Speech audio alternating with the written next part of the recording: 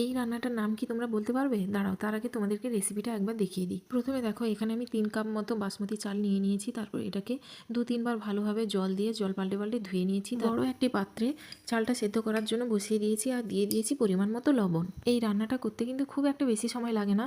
যতক্ষণে চালটা সেদ্ধ হচ্ছে ততক্ষণে দেখো একটা প্যানের মধ্যে আমি তেল গরম করে 2টো ডিমকে ভালোভাবে ভেজে নিচ্ছি। আমি যেভাবে ডিমটাকে ভাজছি এই ধরনের ডিম ভাজাটাকে বলে স্ক্র্যাম্বলড এগ, আর এটা কিছুটা ঝুরি ঝুরি টাইপেরও হয়।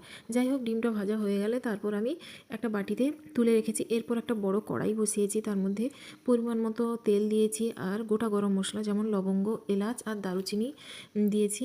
দেওয়ার পরেই তারপর আমি কুচনো বড় বড় 2টো পেঁয়াজ আমি ওর মধ্যে দিয়ে দিয়েছি।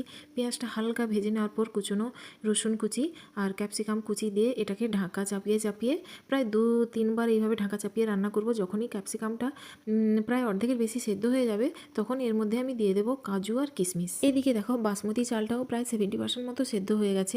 যখনই দেখবো হাতের মধ্যে নিলেই ব্যাস ভেঙে যাচ্ছে, তখনই ভাববো এটা প্রায় 70 থেকে 80% সেদ্ধ হয়ে গেছে। ব্যাস ভাতের মাড়টা ভালোভাবে ফেলে দিয়ে তারপর আমি ভাতটা এর মধ্যে ঢেলে দেবো। এরপর আমি এর মধ্যে ডিম দিয়ে দেবো।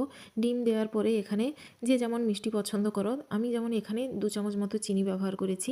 আর এখানে নুন লাগবে না, যেহেতু ভাতটা রান্না করার সময় আমি পরিমাণ মতো লবণটা দিয়েছি।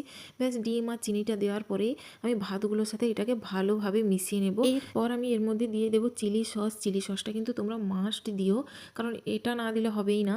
তারপর আমি এখানে 1 চামচ মতো গোলমরিচ গুঁড়ো দিয়ে এটাকে ভালোভাবে মিশিয়ে নেব সমস্ত ভাতগুলোর মধ্যে। ব্যাস তারপরে ওভেনের আঁচ একেবারে বন্ধ করে 1 চামচ মতো ঘি আমি এর মধ্যে দিয়ে ব্যাস পুরো ভাতটার মধ্যে আমি ঘিটা ভালোভাবে মাখিয়ে নেব।